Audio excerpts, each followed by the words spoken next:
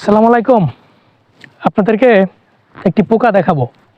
ভুট্টা ক্ষেত কীভাবে পোকায় নষ্ট করছে দেখেন। এখানে পোকায় ভুট্টার পাতা খেয়ে একদম ফুটো ফুটো করে দিয়েছে। এই পোকা শুধু পাতা খায়ই না, এই পোকায় কিন্তু গাছ কেটেও দেয়।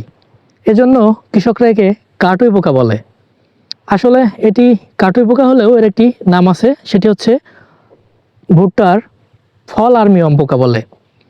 এই পোকা খুবই মারাত্মক ক্ষতিকর পোকা। পোকাটি জীবনচক্রে 25 থেকে 30 দিন বেঁচে থাকে। এবং আমি যদি দেখাই, দেখতে পাবেন এর মধ্যে, এই তো পেয়েছি আপনারা দেখতে পাচ্ছেন। এই যে এই পোকাটি ভুট্টা খেয়ে দেখেন কি অবস্থা করেছে।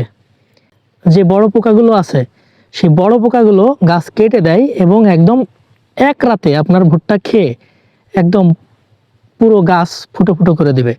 তো এই পোকাটি আপনারা কিভাবে দমন করবেন?